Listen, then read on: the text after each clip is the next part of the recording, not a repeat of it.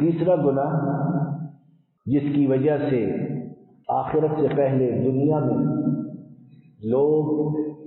عذاب کے مستحق بنتے، عذاب کو دعوت دیتے اور اللہ کے قہر کا نشانہ بنتے ہیں، وہ جھوٹی قسم کا اٹھانا ہے۔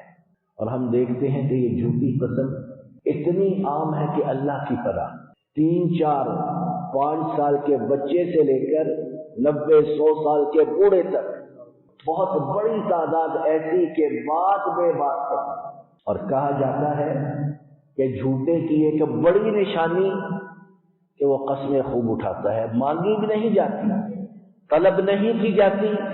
لیکن وہ قسم پہ قسم، اور اللہ کی پناہ کے بالکل معمولی نفع اور فائدے کے لیے، کوئی 5 روپے کے فائدے کے لیے جھوٹی قسم اٹھاتا ہے، کوئی کروڑوں اربوں کے لیے اٹھاتا ہے۔ غرض یہ کہ جس کا جہاں بس چلتا ہے وہ اس جھوٹی قسم سے اپنے تئیں فائدہ اٹھانے میں کوئی کسر نہیں چھوڑتا ہے۔ آئیے اس بارے میں دیکھتے ہیں کہ نبی رحمت صلی اللہ علیہ وسلم نے ہمیں کیا بتایا ہے۔ امام بزار نے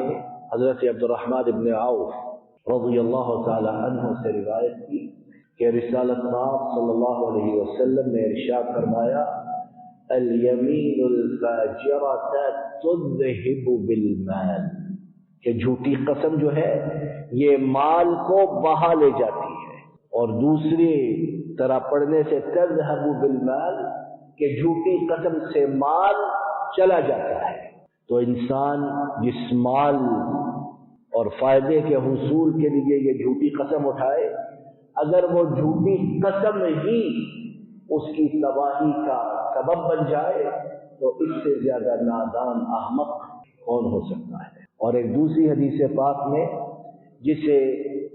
امام بیہقی نے حضرت ابو ہریرہ رضی اللہ تعالی عنہ سے روایت کیا کہ آپ صلی اللہ علیہ وسلم نے فرمایا، وَالْيَمِينُ الْفَاجِرَةَ تَدَعُ الدِّيَارَ بَلَاقِعَ، کہ جھوٹی قسم جو ہے یہ شہروں کو، بستیوں کو اجاڑ دیتی ہے۔ اور بلقع اس کا مطلب بے آب و گیاہ جگہ، جہاں کوئی چیز موجود نہ ہو۔ مطلب یہ کہ جھوٹی قسم اٹھانے والا کسی نہ کسی مرحلے پر انتہائی تنگ دست ہو جاتا،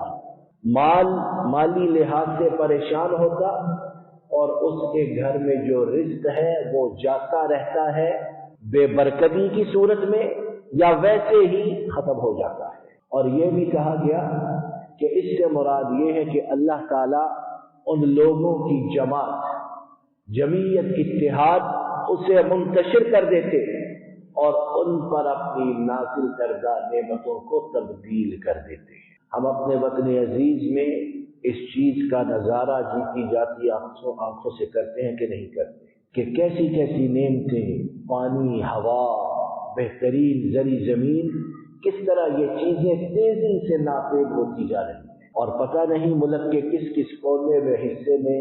فاقہ کشی کا دورہ ہے، کہاں کہاں قحط سالی موجود ہے، کہاں کہاں لوگ بیماریوں سے اور نہ جانے کن کن آفات سے مر رہے ہیں۔ یقیناً اسباب یہ کہ جھوٹی قسم کا عام چلن ہے، کوئی پرہیز نہیں، اور جو کوئی بہت سے ایسے ہیں کہ روکا جائے ٹوکا جائے تو کہتے ہیں ٹھیک ہے، حرام ہے، بعد میں کفارہ ادا کر دیں گے، لیکن ابھی تو فائدہ تو نکلے، کام تو نکلے۔ تو کتنی غلط بات کہ وہ چیز جس میں ہماری بربادی ہے، جس میں تباہی ہے، جس میں رزق کا نایاب ہونا، ناپید ہونا ہے، وہ اوپر سے نیچے تک کسی نہ کسی صورت میں انتہائی زیادہ موجود۔ سیاسی میدان دیکھ لیں، مذہبی میدان دیکھ لیں، معاشی میدان دیکھ لیں، سماجی دیکھ لیں، معاشرتی دیکھ لیں، ہر جگہ کسی کا چلن عام ہے مگر وہ جسے اللہ تعالیٰ محفوظ رکھے۔ باری تعالیٰ اپنے فضل و کرم سے مجھے اور آپ کو ان گناہوں سے تمام زندگی بچنے کی توفیق عطا فرمائے، اور ان گناہوں کے نتیجے میں جو عذاب ہیں، جو قہر ہیں، ان سے ہمیں محفوظ رکھے کہ ہم میں ان گناہوں کے بارے میں بہت کوتاہی موجود ہے، بہت غفلت، سستی، کبھی شعوری طور پر، کبھی غیر شعوری طور پر، کبھی ارادے قصد سے اور کبھی بھول چوک کر باری تعالیٰ اپنی رحمت سے تمام حالتوں میں درگزر فرمائے اور اپنے فضل و کرم سے ہمیں زندگی بھر ان گناہوں سے دامن بچانے کی حتی الوقت توفیق عطا فرمائے. وما توفیقی الا باللہ علیہ توکلت والیہ انیب.